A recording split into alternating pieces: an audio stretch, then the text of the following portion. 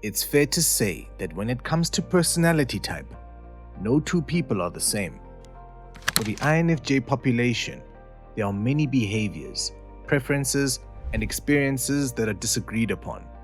However, in some situations, their stereotypical thought processing can lead to very similar probabilities in decision-making and taste. Welcome back, Psychos. Before we get into it, we'd love it if you liked and subscribed to our channel, as well as to click the post notification bell so you never miss a video. Alright, let's get right into it, starting with Number 1. Would INFJs rather foresee the future or change the past? With introverted intuition and extroverted sensing combined, the INFJ personality type is much more apt to focus on future prospects over past memories. While they utilize their past experiences to shape a more enjoyable future for themselves, they're not the type to reminisce all too often. And so, it's fair to say that most INFJs would probably be more likely to opt for foreseeing the future rather than changing the past. Besides the fact that they already use their own subconscious future projections to imagine what the future holds, INFJs also rarely live in regret. They accept the past for what it is, who it made them, and the life lessons they've learned along the way. Although they could probably save themselves a lot of turmoil with the ability to change the past, they most likely wouldn't change it if they were given the opportunity. Number 2. Would INFJs rather be able to take back anything they say or hear any conversation that is about them? When given the floor to speak their mind, it's not uncommon for the INFJ to open up about more than they originally anticipated. Private by nature, when this reserved personality type finds themselves feeling comfortable around someone interested in what they have to say, they often walk away regretting sharing so much information about themselves. However, similar to being given the chance to change the past, ironically, INFJs probably wouldn't go back and change what they said, even when their words are taken in the wrong context. On the flip side, listening into other people's conversations about them would seem enticing to most INFJs. Known for their interest in the way other people think combined with being slightly nosy at times, this type is always wondering how others perceive them, making the choice to be given the ability to hear others' conversations about them extremely tempting. Number 3. Would INFJs rather travel alone or with friends? Known for their lone wolf persona, the INFJ type is never hesitant to do things by themselves. When it comes to traveling, although out of their comfort zones, most INFJs would probably prefer to take the leap to venture out on their own accord. Regardless if they have people who they consider extremely close friends or family, this type can have a hard time adhering to other people's schedules for too long of a time. Besides needing their own schedules and the ability to do things at their own pace, the empath INFJ type is extremely sensitive to other people's energies and can quickly become drained when forced to spend too much time without catching their breath. Not to mention, traveling to the INFJ is usually a different experience compared to other types. With the preference of learning about culture, people, and exploring nature, INFJs would never survive an all-inclusive resort-style trip with a group of acquaintances. Number 4. Would INFJs rather wake up one day to have found true love or win $1 million? Now, this one is a little tricky. Depending on the life experiences of the specific INFJ and where they're at in their lives, either option could drastically change the course of their life. While some INFJs would claim that they're happy with their life of single solitude and others already finding themselves in happy relationships, the $1 million win would give them the opportunity to live out some of the dreams they've played over and over within their imaginations. However, for the sake of their overall lack of materialistic prescriptions on life and their hopeless romantic beliefs surrounding love, a fairy tale love story would probably win over the INFJ's heart. Most people with this type understand the fact that money can't buy happiness, and that with love, anything is possible, even if it's not always true.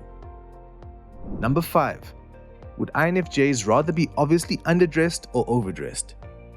There's nothing that could make the INFJ feel more uncomfortable when at a social gathering than being the center of attention. Showing up to a business casual social setting in jeans and a baggy t-shirt sounds terrifying to most people, especially the INFJ who often intentionally tries to go unnoticed. However, Arriving at a laid-back get-together wearing too fancy of a dress or suit and tie can be all that much worse. In fact, when it comes to overdressing, the terror creeps in all that much more. INFJs hate to seem like they're trying too hard, and so, if they had the choice, they're more likely to opt for an underdressed scenario. Number 6. Would INFJs allow everyone access to their thoughts or their internet history?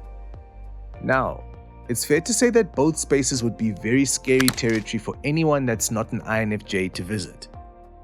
With a combination of both curious and wondering minds, both the INFJ's thoughts and internet history are probably filled with philosophical concepts and questions that most people wouldn't be able to wrap their heads around. Their ever-expanding wonderment of the world and the people in it make for a very interesting environment within the INFJ's head and browser. However, in the grand scheme of things, no matter how terrifying it would be for this type to allow someone to creep through their internet history, INFJs would never want anyone to have the ability to read their thoughts. In fact, like we mentioned previously, this personality type is all too familiar with the regret that follows when sharing the bare minimum of their thoughts with someone else. Plus, if someone were given the ability to read the INFJ's mind, they may not recover. Number 7. Would INFJs rather lose their sight or their memories?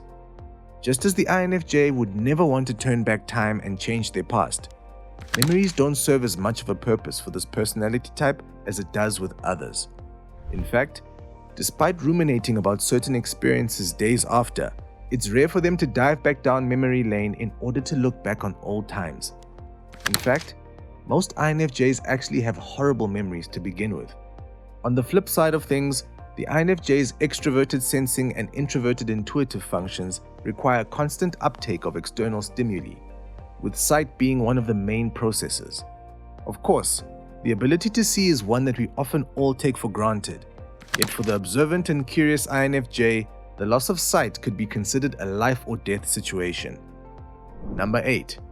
Would INFJs rather have universal respect or unlimited power? In most cases, with power comes respect. Yet for the INFJ, power isn't respectable unless it's rooted in morals and kindness. In fact, for this personality type, universal respect and unlimited power are not far from being one and the same. And so, when it comes to the options of either or, the INFJ would most likely opt for the respect side of things. However, if the INFJ were to be given unlimited power in the world, with the ability to change the course of humanity for the better, respect would almost be guaranteed. Of course, not everyone thinks like the INFJ, with many disagreeing on their, at times, woo-woo viewpoints and perspectives. However, with unlimited power, this empathetic type would most likely win over the population through their need for equality and need for goodwill across the board. Number 9.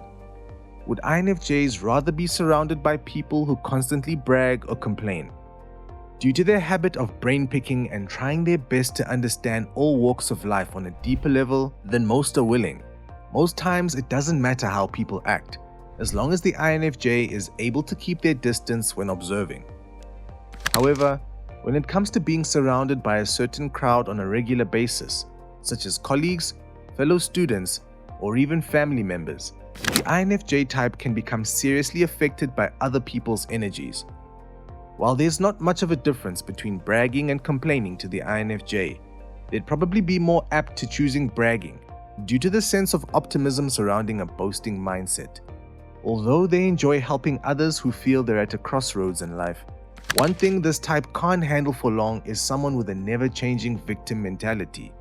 And lastly, number 10. Would INFJs rather keep their personality type or change it? The impossible question that almost everyone with this personality type has probably pondered at least once or twice: to stay an INFJ or to not stay an INFJ. The bittersweet experiences that come with being born into this personality type make this hypothetical choice rather impossible to answer with certainty. However, despite the struggles, harsh lessons, and the loneliness that comes with being one of the rarest personality types of the MBTI, it's all the INFJ has ever known. And although other personality types may seem like they have it easier in certain areas, Most people with the INFJ personality type wouldn't give up their incredible gifts and abilities that are unique to them. Well, psychos, that's it for today. So, which would you rathers do you agree with or disagree with as an INFJ? Also, make sure to leave us a like, share with your friends, and also subscribe to our channel so that you never miss a video.